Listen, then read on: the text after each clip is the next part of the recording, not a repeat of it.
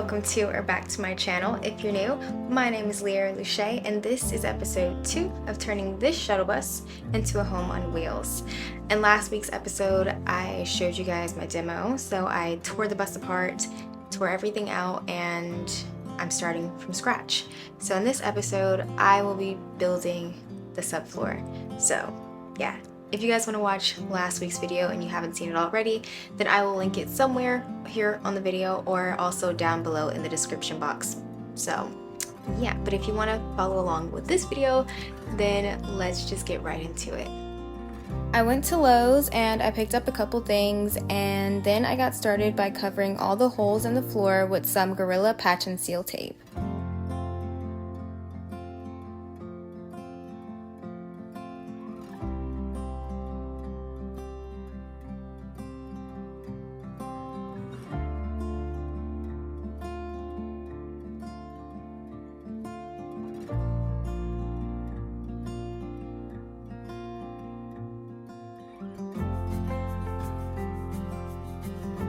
I then went back out to my car and I got all of the wood that I would be using to frame out the floor.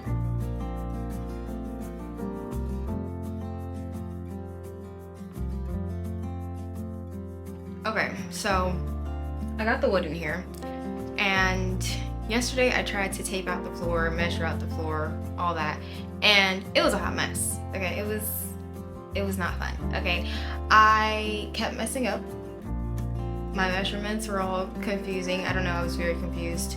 So yeah, now what my plan is, I'm just gonna lay out the wood and hope for the best. Okay, so that's what we're gonna do. I'm gonna make some marks, we're gonna cut, and yeah, that's the plan. I laid out the wood and I made some rough measurements, really just kind of eyeballing everything.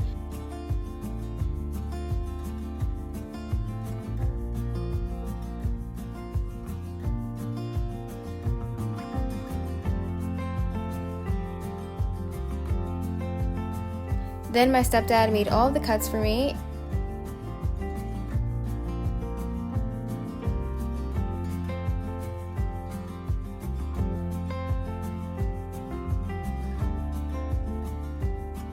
And to my surprise, majority of the measurements that I made turned out to actually be accurate.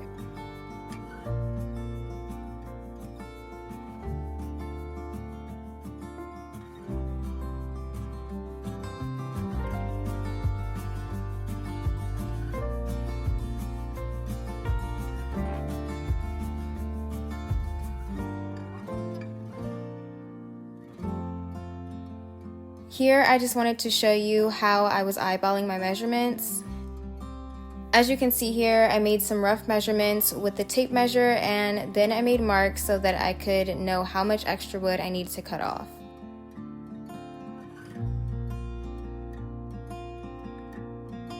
I literally just laid the wood on top of each other and I made marks, and somehow it all worked out.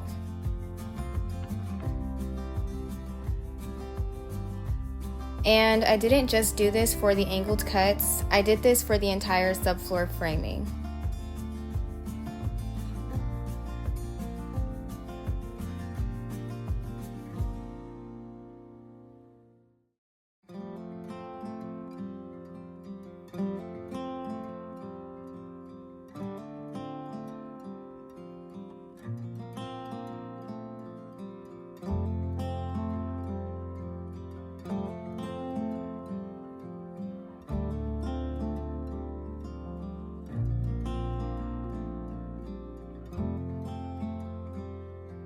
After I got all the cuts done and laid out, my stepdad vacuumed, and then I sprayed some Rust-Oleum on the metal strips that previously held the seats in.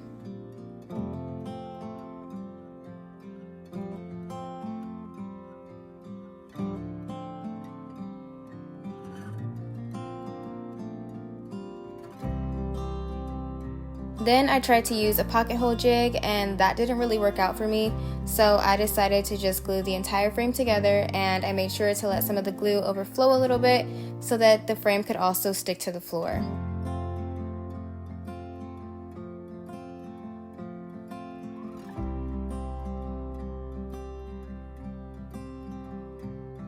After doing that, everything stuck together almost instantly, and 24 hours later, the wood glue dried and the frame became very sturdy.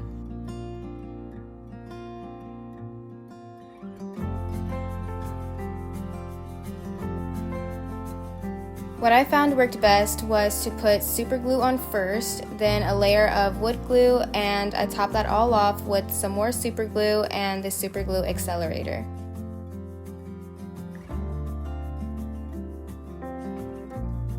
Once the glue was dry, I then started to make templates for the installation.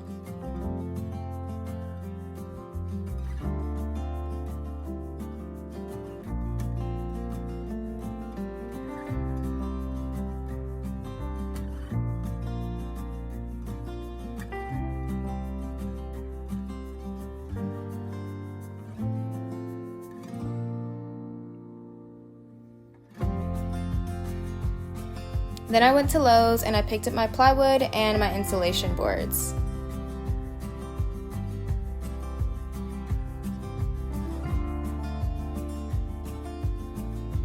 I laid the templates out onto my insulation sheets and then I traced them and my stepdad cut them out for me.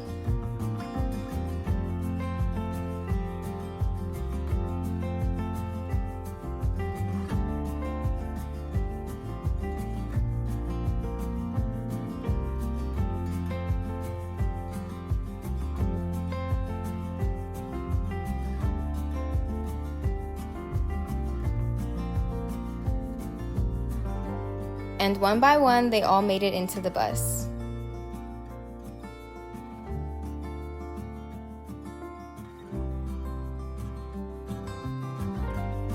Once I got all of the insulation in the bus, I then made templates for the plywood based off of the measurements that I had taken the day before.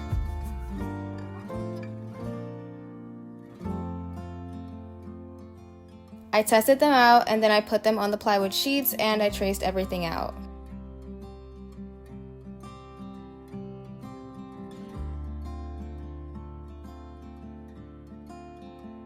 My stepdad made the cuts and I went into the bus and laid everything out.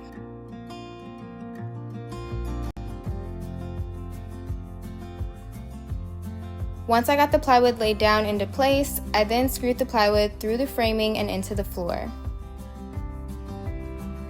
Since I did what some people call a floating frame, I wanted to make sure that I screwed everything into the floor just by a little. And I ended up doing a mix of small screws just to connect the plywood to the frame, and then longer screws to connect it all to the floor. I then filled in the gaps with some spray foam and I added in some additional screws.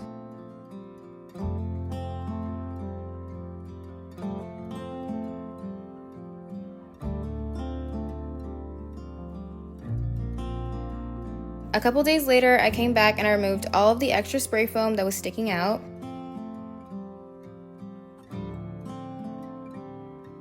Then my mom helped me sweep up all the big pieces and she used the vacuum to help me prepare for painting the floors.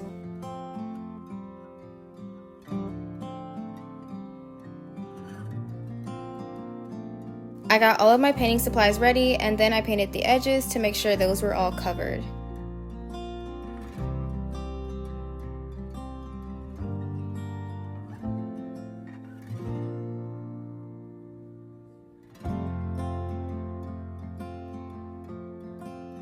Then my mom wanted to help me paint, so I put some of the paint into a tray and we got started on painting the floors.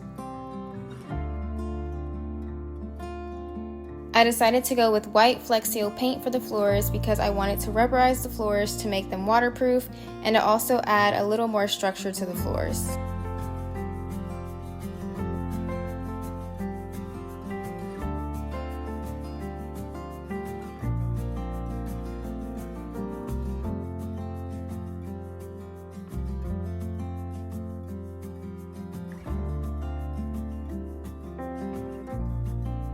I then tried to use wood glue to glue the insulation onto the wheel covers, and that didn't work.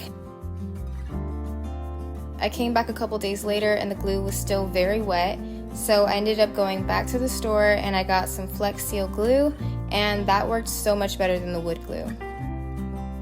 When I started painting the floors, I had only bought a small can of Flex paint, and that barely covered the back half of the bus, so I got a big can of the paint and applied a thick layer of paint to the floors.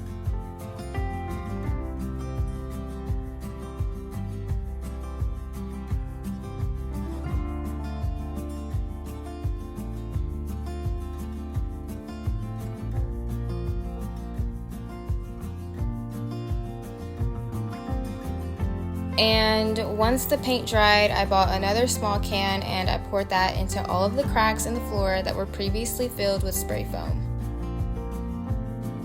Okay, I think that is all for this video, but if you liked it and you like my vibe, I don't know, you like me, then please subscribe, share this video, comment, like, all of that, and I hope to see you all in my next video.